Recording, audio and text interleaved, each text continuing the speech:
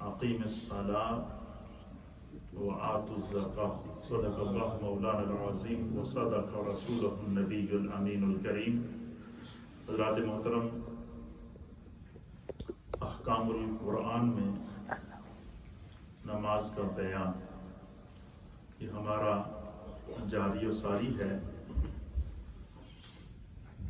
आज चूँकि वक्त अपने दामन में इतनी वसत नहीं रखता, मैं दो हदीसें आपकी खिदमत में पेश करूँगा अपने टॉपिक से रिलेटेड, ताकि हमें जो एक सिलसिला दीन के इल्म के हुसूल का जारी है, अल्लाह हमें उसको सीख कर अमल की तौफीक अता फरमाए। मेरे सामने हदीस पाक है, इसको इमाम तबरानी ने रवायत किया है और दीगर मुहद्दिसीन ने भी इस हदीस को नकल फरमाया है और इसकी असनाद सही हैं। वअन अबी हुरैरा रज़ियल्लाहु तआला अन्हु, और हज़रत सैयदना अबू हुरैरा रज़ियल्लाहु तआला अन्हु इस हदीस के रावी हैं। अन रसूलिल्लाह सल्लल्लाहु तआला अलैहि व आलिहि वसल्लम अन्नहु क़ाला लिमन हौलहु मिन उम्मतिही। हज़रत अबू हुरैरा रज़ियल्लाहु तआला अन्हु कहते हैं कि एक दिन हम सरकार दो आलम सल्लल्लाहु अलैहि वसल्लम के लिमन हौलहु, हुजूर के इर्द गिर्द बैठे हुए थे दायरा बनाकर। सरकार दो आलम सल्लल्लाहु अलैहि वसल्लम तशरीफ फरमा थे और सहाबा इकराम हिदायत के सितारे नबी पाक के इर्द गिर्द बैठे हुए थे, बाअदब बैठे हुए थे, दो जानू बैठे हुए थे, अपने सरों को झुका कर बैठे थे। और जब भी सहाबा इकराम हुजूर अलैहिस्सलातु वस्सलाम की बारगाह में बैठते तो अल्लाह के हबीब अलैहिस्सलातु वस्सलाम उन्हें कोई ना कोई ऐसा प्यारा दीन का पैगाम देते थे। बज़ाहिर तो वो सहाबा इकराम के लिए वहाँ था, लेकिन वो क़यामत तक के लिए मेरे आका का पैगाम उम्मत था। क़यामत तक के लिए अपनी उम्मत को पैगाम दिया। और वो क्या पैगाम था? हज़रत अबू हुरैरा कहते हैं कि सरकार दो आलम सल्लल्लाहु अलैहि वसल्लम के गिर्द बैठे थे, हौला हुए एक दायरा की सूरत में, इस तरह की जिस तरह के चौदहवीं का चांद होता है और उसके बीच उसके गिर्द सितारे होते हैं, इस तरह सरकार का बदरे मुनीर और सरकार का रूह वदुहा हमारे सामने था। तो सरकार दो आलम सल्लल्लाहु अलैहि वसल्लम ने जब सहाबा इकराम का ज़ौक़े दीन देखा ना, कि इल्म हासिल करने का ज़ौक़ देखा कि सहाबा जैसे ही हुजूर बैठे था कि आपके इर्द गिर्द बैठ गए और इस नीयत से बैठे कि हमें यहाँ से कुछ इल्म के और नूर के मोती मिलेंगे। तो अल्लाह के हबीब अलैहिस्सलातु वस्सलाम ने सहाबा इकराम के दिल की कैफियत को पहचान लिया। मेरे आका ने सहाबा को मुखातब करके फरमाया अक़फ़ुलू ली बिसित्तिन। हुज़ूर ने फरमाया, ऐ मेरी हिदायत दे अस्तारे, तुसी मैनू 6 चीज़ों की गारंटी दियो। क्या फरमाया? अक़फ़ुलू ली, फरमाया कि तुम मेरे लिए 6 काम कर जाओ अपनी जिंदगी में। 6 कामों की तुम मुझे 6 अमूर की तुम मुझे जमानत दो। अगर तुम वो 6 काम कर गुजरोगे, हुज़ूर फरमाया अक़फ़ुल लकुम बिल जन्ना, मैं मुस्तफ़ा तुमसे वादा करता हूँ कि मैं तुम्हें अपने हाथ से पकड़ कर जन्नत में ले जाऊंगा। अब वो क्या मंजर होगा? हज़रत अबू हुरैरा उसकी मंजर कशी करते हैं कि सरकार बैठे हुए, सहाबा इकराम दायरा बना के घेरे हुए सरकार को और पूरी अकीदत के साथ बारगाह मुस्तफ़ा में बैठे हैं, पूरी मोहब्बत के साथ बारगाह मुस्तफ़ा में बैठे हैं, पूरे हतम के साथ बारगाह मुस्तफ़ा में बैठे हैं।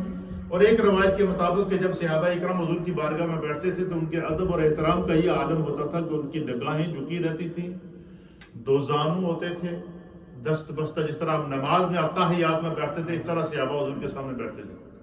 और फिर क्या होता था? सरकार दो आलम सल्लल्लाहु अलैहि वसल्लम दस्त बस्ता हुजूर की बारगाह में बैठते थे और जो इरशादात हुजूर अलैहिस्सलातु वस्सलाम फरमाते उनको ना सिर्फ दिलों और दिमागों में बैठाते थे बल्कि क़यामत तक के लिए महफूज फरमाया। अब आप अंदाज़ा लगाएं कि ये जो गुफ्तगू है सरकार की सहाबा इकराम के साथ आज से 1450 साल पहले हुई। 1440 साल पहले की ये गुफ्तगू है और 1400 साल गुजरने के बाद भी सरकार के उन इरशादात को महफूज करके आज 1400 साल के बाद हम तक ये पैगाम पहुंचा है। और पता चला क़यामत तक आने वाली नस्लों तक ये पैगाम है पहुंचता रहेगा। ये इल्म के अंदर क्या है? नूर है, ये उसका फैज है। तो कहते हैं कि सरकार ने फरमाया कि तुम मुझे 6 चीजों की जमानत दो اکفل لکم بالجنت، میں مصطفیٰ تم سے وعدہ کرتا ہوں کہ میں تمہیں اس کے بدلے میں جنت عطا فرماؤں۔ اب یہاں پر دو چیزیں سمجھنے کی ہیں۔ ایک بات کیا ہے کہ میرے مصطفیٰ بیٹھے مدینے میں ہیں اور جنت تقسیم کر رہے ہیں۔ یہ جو ایمان کی بات ہے، محبت کی بات ہے، عشق کے رسول میں ڈوب کر آپ اس حدیث کو سنیں گے تو آپ کو پتہ چلے گا۔ تو پتہ چلا کہ اس قاسم جنت و کوثر میرے مصطفیٰ ہے، قاسم جنت و کوثر میرے مصطفیٰ۔ اس لیے حضور علیہ السلام نے فرمایا کہ واللہ یؤتی، میرا رب بے حساب مجھے عطا کرتا ہے۔ کیا کرتا ہے؟ میرا رب مجھے بے حساب عطا کرتا ہے۔ وَأَنَا قَاسِمٌ، جس طرح اس کے عطا کرنے کی کوئی حد نہیں ہے، اس طرح میں تقسیم کرنے میں بخل نہیں کرتا۔ اللہ کے انوار آتے ہیں، اس کی رحمتیں آتی ہیں، اس کے کرم آتے ہیں، اس کی عطائیں آتی ہیں، فرمایا میں ان کو کیا کرتا ہوں؟ قاسم، میں تقسیم کرتا ہوں، صحابہ اکرام کو دیتا ہوں۔ قیامت تک کے لیے کیا نور تقسیم کیا؟ حضور نے فرمایا کہ تم مجھے 6 چیزوں کی ضمانت دو، میں تمہیں اس کے بدلے میں کیا دوں گا؟ جنت عطا کروں گا۔ تو جنت کی تقسیم مسجد نبوی سے ہو رہی ہے۔ جس جگہ میرے مصطفیٰ نماز پڑھائیں، حضور نے فرما دیا کہ یہ جو گزرگاہ ہے میرے گھر سے لے کر مسجد تک، یہ زمین کا ٹکڑا جو دن میں 5 مرتبہ یا اس سے زائد میرے قدموں کے بوسے لیتا ہے، اس زمین کے ٹکڑے کی محبت کا یہ عالم ہے کہ حضور نے فرمایا کہ کیا؟ ما بین بیتی و منبری روضۃ من ریاض الجنہ، فرمایا میرے گھر سے لے کر میرے منبر تک کا یہ جو زمین کا حصہ ہے، یہ دن رات میں جو میرے قدموں کو چومتا ہے، فرمایا یہ جنت ہے۔ یہ کیا ہے؟ یہ جنت کا باغ ہے، یہ جنت کا ٹکڑا ہے۔ اور علماء نے لکھا ہے کہ چونکہ حضور نے فرما دیا کہ یہ جنت ہے، لہذا جب اینڈ آف دا ورلڈ ہوگا، اینڈ آف دا ورلڈ ہوگا، ہر چیز کی حیت چینج ہو جائے گی، ہر چیز فنا ہو جائے گی، لیکن جس ایریے کو میرے مصطفیٰ نے مارک کیا کہ یہ جنت ہے، فرمایا اس کی تبدیلی نہیں ہوگی، اسی طرح زمین کا ٹکڑا۔ فرمایا دو صورتیں لکھی علامہ ابن حجر عسقلانی رحمۃ اللہ علیہ۔ ایک صورت یہ کہ مدینہ پاک کی اس زمین پوری کو اسی طرح اٹھا کر جنت میں رکھ دیا جائے گا، اور دوسری صورت یہ لکھی ہے کہ جنت کو خدا اتنا پھیلا دے گا، اللہ تعالیٰ جنت کو اتنا پھیلا دے گا کہ یہ جو ریاض الجنہ ہے، جس کو میرے مصطفیٰ نے فرمایا کہ یہ جنت کا باغ ہے، فرمایا کہ یہ پوری جنت کا سینٹر ہوگا، یہ مڈل آف دا جنت ہوگا۔ اور اس لیے حضور نے فرمایا کہ جس نے دنیا میں جنت میں نماز پڑھنی ہے اور ریاض الجنہ میں نماز پڑھ لے، جو یہاں نفل پڑھے گا سمجھ لو اس نے جنت میں پڑھ لی۔ اس لیے جو عاشق وہاں بھاگے جاتے ہیں، تڑپتے ہوئے جاتے ہیں، پھڑکتے ہوئے جاتے ہیں، ان کا ایمان کیا ہوتا ہے؟ پتہ نہیں جنت ملے گی یا نہیں ملے گی، یہاں جو موقع ملا اس جنت میں تو داخل ہونے کی کوشش کریں گے۔ اور ہمارا ایمان ہے جو اس جنت میں داخل ہو جائے گا وہ اس جنت سے بھی محروم نہیں رہے گا۔ اس لیے حضور نے فرمایا کہ تم مجھے 6 چیزوں کی ضمانت دو، میں مصطفیٰ تمہیں جنت کی ضمانت دیتا ہوں۔ اور 6 چیزیں کیا حضور نے فرمایا؟ ان میں سے پہلی چیز ہے الصلاۃ۔ پہلی چیز کیا ہے؟ الصلاۃ۔ حضور نے فرمایا نماز کی پابندی، 5 وقت کی نماز کی پابندی اپنی زندگی میں کرو، بغیر کسی عذر شرعی کے نماز کو نہ چھوڑو، اور کوشش کرو کہ جماعت سے نماز ادا کرو، اور انسان کی یہ کوشش ہونی چاہیے کہ میری کوئی بھی نماز ضائع نہ ہو۔ حضور نے فرمایا کہ تم اپنی زندگی میں نماز کی پابندی کرو، اور تمہیں جو خدا نے زندگی دی ہے تم ان میں کوشش کرو کہ تم سے نماز ضائع نہ ہو، تم 5 وقت کی نماز کو ادا کرو، باجماعت ادا کرو، اور خواتین کے لیے گھروں میں ادا کریں۔ اور فرمایا کہ جو بندہ جماعت نماز کی 5 وقت کی نماز کی اپنی زندگی میں پابندی کرے گا، مصطفیٰ کریم فرماتے ہیں کہ میں اسے ہاتھ سے پکڑ کر جنت میں لے جاؤں گا۔ اور دوسری کیا؟ والزکاۃ۔ حضور نے فرمایا کہ دوسری چیز کیا ہے؟ حضور نے فرمایا کہ جب تمہیں خدا مال عطا فرمائے، دولت عطا فرمائے، صاحب ثروت ہو جاؤ، صاحب استطاعت ہو جاؤ، صاحب نصاب ہو جاؤ، تو اپنے مال سے زکوٰۃ نکال کے اس میں سے ضرورت مندوں کا، غرباء کا حصہ نکالو۔ انشاءاللہ اس پر میں کل تفصیل سے جو ہے وہ صدقہ فطر کے حوالے سے، کل جمعۃ الوداع ہے، اس حوالے سے میں کل انشاءاللہ تفصیل سے گفتگو کروں گا، اس کے اوپر ساری احادیث پیش کر دوں گا۔ تو فرمایا کہ جو اگر تمہیں اللہ نے مال دیا ہے تو تم نے اس مال سے زکوٰۃ نکالی ہے، مال کا حق ادا کیا ہے۔ حضور فرماتے ہیں کہ خدا تمہیں ایک تو اس مال کے بدلے میں خدا تمہیں 70 گنا، 700 گنا اور 1000 گنا اور 10 گنا یا اس سے زائد بڑھا کر خدا تمہیں مال تو عطا ہی کرے گا، لیکن اس کے بدلے میں حضور فرماتے ہیں کہ میں مصطفیٰ تمہیں جنت میں لے جاؤں گا، اور جنت میں لے جا کر وہاں سے داخل کروں گا کہ سامنے گیٹ ہوگا جنت کا، اس کے اوپر لکھا ہوگا باب الصدقہ. یہ بندہ دنیا میں صدقات دیتا تھا، زکوٰۃ دیتا تھا، اللہ کے راستے میں مال خرچ کرتا تھا، یہ باب الصدقہ تمہارا انتظار کر رہا ہے، اس میں سے داخل ہو، آگے تیرے لیے جنت انتظار کر رہا ہے. فرمایا جو 5 وقت کا نمازی ہوگا اس کو سرکار فرماتے ہیں ہاتھ سے پکڑ کر اس دروازے پہ لے جاؤں گا جس دروازے کے اوپر لکھا ہوگا باب الصلاۃ. اے نمازیاں دا باب ہے، نمازیاں دا دروازہ ہے، تو داخل ہو جاؤ، آگے جنت کی نعمتیں، جنت کے انعامات، جنت کے اکرامات اور جنت کی عطائیں تمہارا انتظار فرما رہے ہیں. سبحان اللہ. اور فرمایا والامانت، تیسری چیز امانت. دیکھیں کتنی بڑی یہ امانت کی کتنی بڑی اسلام کے اندر. حضور نے فرمایا کہ جب جو بندہ جو ہر انسان، ایک حدیث کے مطابق حضور نے فرمایا کہ ہر آدمی امین ہے. کیا ہے؟ یہ نہیں کہ کوئی بندہ کسی کے پاس کوئی چیز رکھے تو وہ امانت دار ہے، نہیں، وہ تو ہے ہی امانت دار. فرمایا کہ جس کے ذمہ جو منصب ہے، جس کے ذمہ جو منصب ہے، محدثین نے اس حدیث کی شرح کے اندر لکھا ہے مثلا باپ ہے، اس کے ذمہ اس کی اولاد ہے، وہ اپنی اولاد کا امین ہے کہ ان کو حلال رزق کما کر کھلائے، ان کی تعلیم و تربیت کا خیال رکھے، ان کو نیک بنائے، تاکہ اس کے دنیا سے جانے کے بعد وہ اس کی امانت کیا کرے، وہ اس کے لیے دعا کرے. یدعو لہ. فرمایا دنیا میں جس انسان کو خدا نے جو منصب عطا کیا ہے، دنیا میں جس انسان کو خدا نے جو اس کے ذمہ ہے وہ اس کی ذمہ داری ادا کرنا وہ اس کے لیے امانت ہے. تو فرمایا کہ جو بندہ دنیا میں امانت کی حفاظت کرتا ہے، حضور نے فرمایا کہ میں اسے جنت میں ہاتھ سے پکڑ کر لے جاؤں گا. اور چوتھی چیز کیا حضور نے فرمایا والفرج. حضور نے فرمایا فرج کہتے ہیں اپنی شرمگاہ کی حفاظت کرنا. ہر انسان چاہے وہ مرد ہو یا عورت ہو، فرمایا کہ اپنی شرمگاہ کی جو بندہ حفاظت کرتا ہے، شرمگاہ کی حفاظت سے مراد کیا ہے؟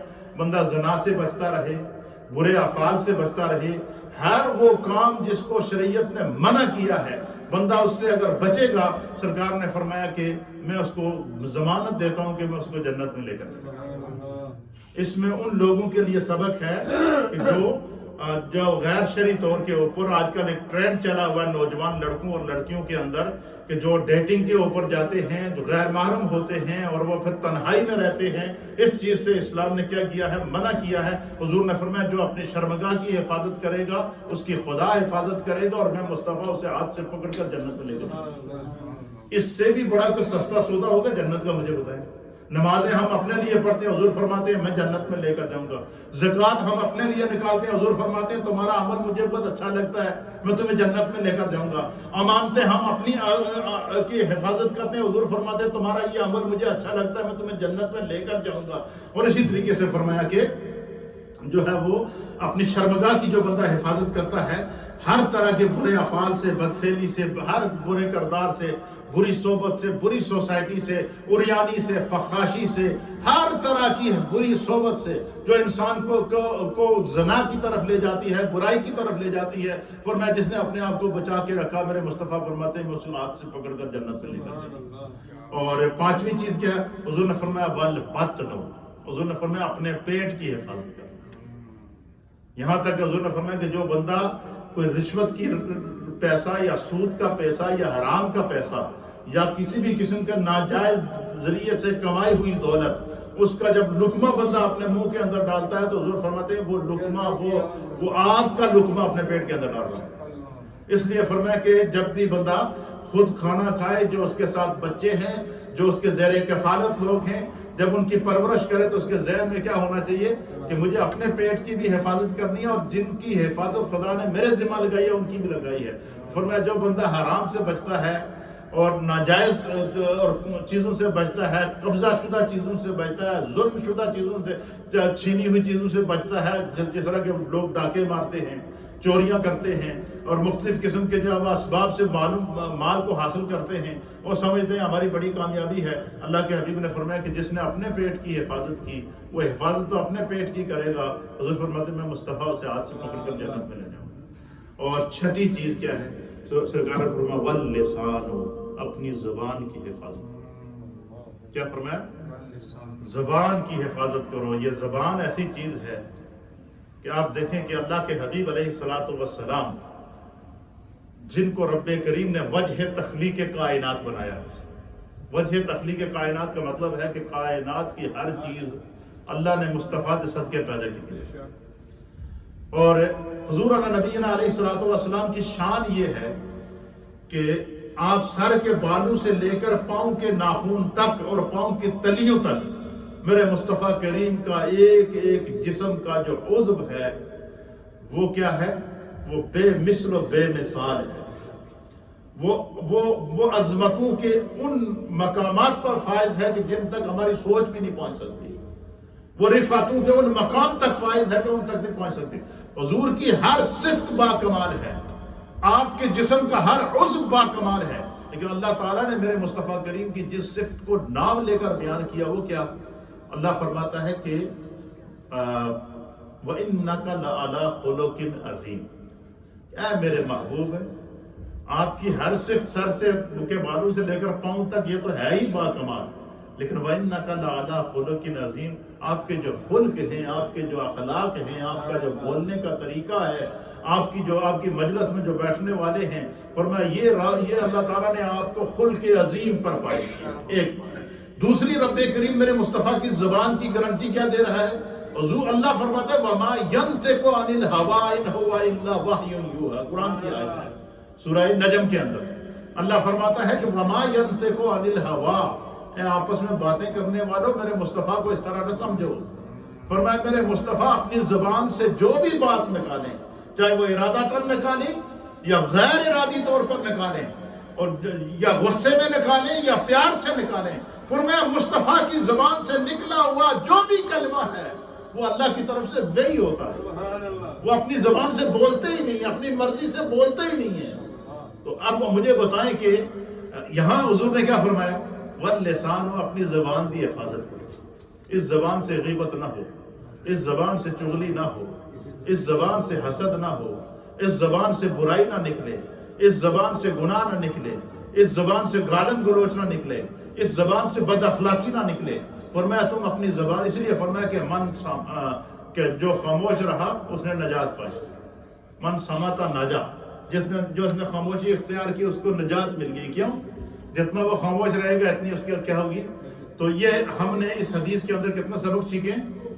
6 سبق سیکھے کہ ہمیں نماز کی حفاظت کرنی ہے، اس کے بدلے میں حضور کہتے ہیں کہ میں تمہیں جنت میں لے کر جاؤں گا۔ یاد رکھو 6 چیزیں تو کہ بولو نہیں۔ اور دوسرا کیا ہے؟ زکوٰۃ اگر ہم پر فرض ہے تو ہم نے ادا کرنی ہے، حضور نے فرمایا کہ میں تمہیں اس کے بدلے میں جنت دوں گا۔ اور تیسرا کیا ہے؟ حضور نے فرمایا امانت ہر چیز کی، تو ہماری زندگی خدا کی امانت ہے، زندگی کی حفاظت کرنی ہے۔ ہمارا عمل خدا کی امانت ہے، اس کی حفاظت کرنی ہے۔ ہمارا کردار خدا کی امانت ہے، اس کی حفاظت کرنی ہے۔ ہمارا منصب اور عہدہ خدا کی امانت ہے، اس کی حفاظت کرنی ہے۔ تو فرمایا کہ اور چوتھی چیز کیا ہے؟ اپنی شرمگاہ کی حفاظت کرنا، اور 5ویں چیز کیا ہے؟ اپنے پیٹ کی حفاظت کرنا، اور 6ٹھی چیز کیا ہے؟ اپنی زبان کی حفاظت کرنا۔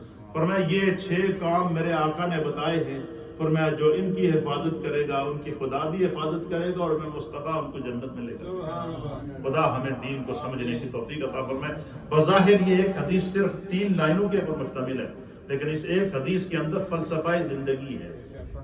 اس ایک حدیث کے اندر زندگی گزارنے کا وہ اصول ہے کہ یہ اگر بندہ صرف ایک حدیث پر عمل کر لے ہماری زندگی کی سمت درست ہو جائے۔